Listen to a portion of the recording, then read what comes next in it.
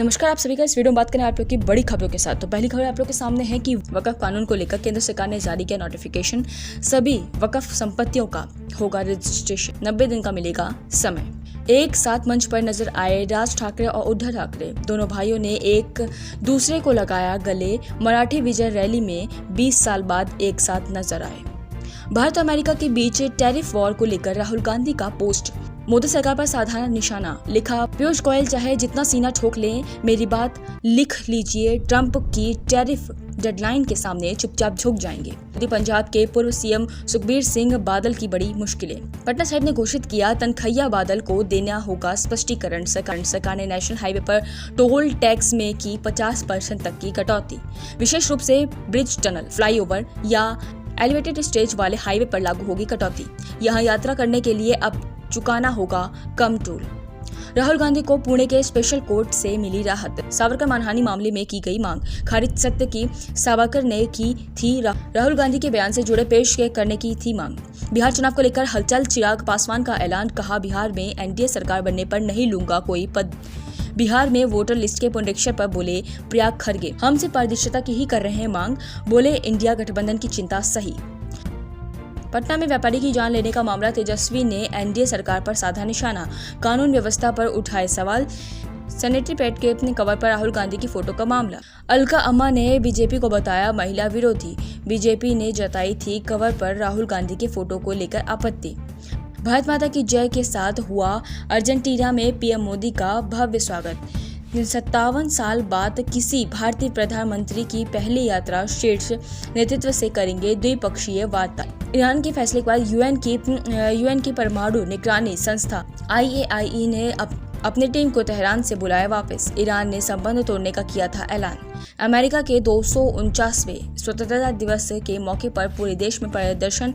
Trump प्रशासन की नीतियों के डर से फीका किया गया उत्सव। रद्द हुए कार्यक्रम। सीज फायर प्रस्ताव पर तुरंत बातचीत को हमारा तैयार। इजराइल ने भी 2 दिन पहले अमेरिका प्रस्ताव को दी थी मंजूरी।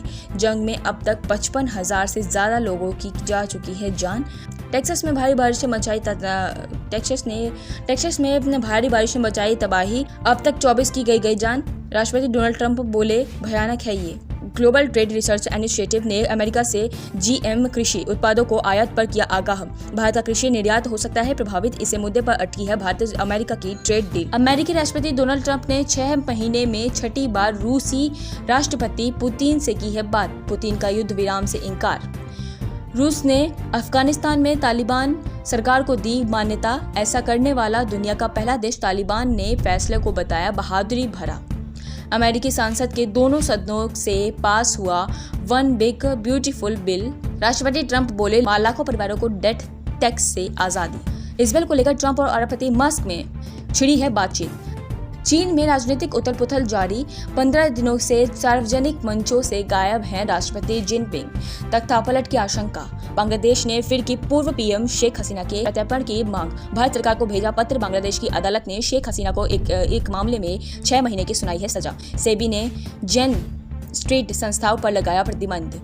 एक्सपायरी डे इंडेक्स में कथित हेरफेर के लिए कसीने। नेम प्लेट विवाद पर कांग्रेस सांसद इमरान मसूद का बयान। बोले बीजेपी वाले खत्म करना चाहते हैं हमारी संस्कृति। कहा यह देश मोहब्बत का देश है। पीएम मोदी पहली बार घाना के दौरे पर रवाना। पंडित नेहरू नरसिम्हा राव के बाद घाना का दौरा करने वाले तीसरे प्रधानमंत्री 5 देशों की यात्रा में आज से शुरू। बेलगाम आतंकी हमले की निंदा की। संयुक्त बयान में कहा हम हर तरह से आतंकवाद और हिंसा के खिलाफ। दोषियों को जल्द मिले सजा। ईरान के बाद क्या गाजा में भी होगा युद्ध विराम। अमेरिकी राष्ट्रपति डोनाल्ड ट्रंप बोले सीज फायर के लिए तैयार हुआ इजराइल। हमास और समझौता नहीं मानने पर हालात और बिगड़ने की चेतावनी। बांग्लादेश के पूर्व सीएम शेख हसीना का कोर्ट में अपने खिलाफ लगे आरोप से इंकार। वकील बोले उनको बरी कराने के लिए देंगे तर्क। अगस्त में प्रदर्शन के दौरान गई जानों के लिए हुआ केस। कैलिफोर्निया में येलो कॉन्टेज के फायर वर्कर्स वेयर हाउस में भीषण विस्फोट। 15,000 फीट तक उठा आग और धुएं का गुब्बारा। लोगों के बीच दहशत का माहौल। पीएनबी में न्यूनतम बैलेंस नहीं होने पर अब नहीं लगेगा जुर्माना। नया नियम 1 जुलाई से लागू किया गया है। ग्राहकों पर कम होगा वित्तीय दबाव। अब इस बुलेटिन में बात होगी आप लोग के चुनाव आयोग में इंडिया गठबंधन के प्रतिनिधियों का मुलाकात। कांवड़ यात्रा को लेकर छिड़े विवाद की देंगे संसदीय समिति की बैठक में क्यों मचा घमासान युद्ध। एयर इंडिया हादसे की जांच में क्या हुआ नया खुलासा।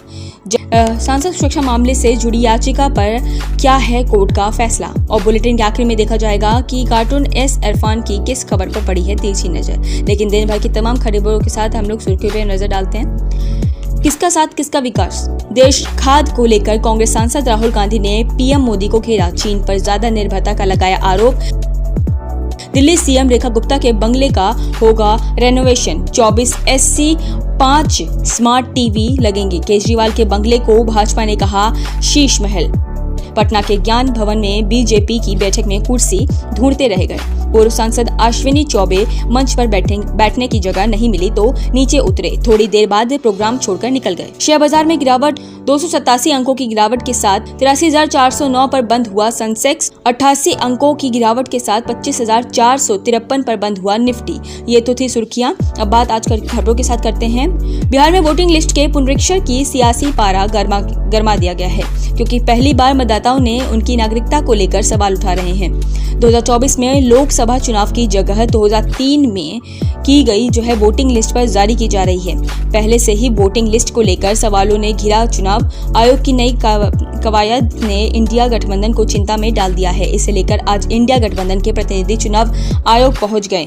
तो क्या हुआ इस बैठक में, देखिए इस रिपोर्ट में। बिहार विधानसभा चुनाव इसी साल होने के हैं और चुनाव आयोग वोटिंग लिस्ट के पुनरीक्षण के काम में जुटा हुआ है। 2003 की वोटिंग लिस्ट को आधार माना जा रहा है और इसके बाद जिन लोगों के नाम वोटिंग लिस्ट में जुड़े गए हैं उनसे ये बताने के कहा गया है कि वो किस देश के नागरिक हैं। भारत के नागरिक हैं तो इसे साबित करने के लिए कहा जा रहा है। करीब 3 करोड़ वोटरों की नागरिकता पूछी जा रही है, जिसे लेकर इंडिया गठबंधन ने चुनाव आयोग के साथ बीजेपी को भी घेर लिया है।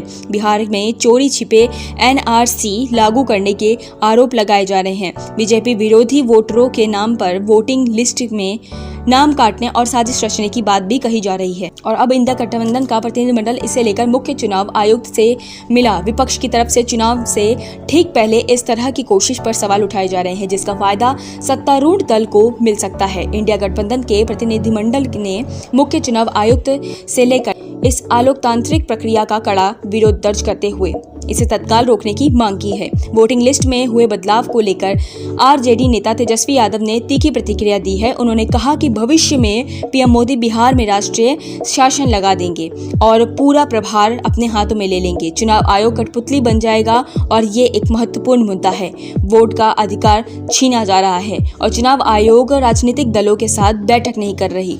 न्याय क्या है। चुनाव आयोग ने कभी भी पीएम मोदी और अन्य प्रमुख नेताओं के खिलाफ उनके भाषणों को लेकर कोई कार्रवाई नहीं की है। दूसरी तरफ चुनाव आयोग ने विपक्षी दलों पर तंज कसते हुए कहा कि बिहार में मतदाता पुनरीक्षण का काम चल रहा है। सियासी दलों को चाहिए कि वो अपने बूथ लेवल एजेंटों की नियुक्ति करे, जैसे बाद में चुनाव आयोग की प्रक्रिया पर सवाल नहीं उठाए जाएं। लेकिन सबसे बड़ा सवाल तो यही बना हुआ है कि आखिर बिहार चुनाव से पहले इस तरह की प्रक्रिया की क्या जरूरत पड़ गई। चुनाव आयोग सवालों से घिरा हुआ है तो विवाद कांवड़ यात्रा को लेकर भी छिड़ गया है। बीजेपी सरकार ने सावन का महीना शुरू होने से पहले ही कुछ प्रतिबंध लगाने की घोषणा कर दी, जिसे लेकर मुस्लिम समुदाय में नाराजगी है। उसके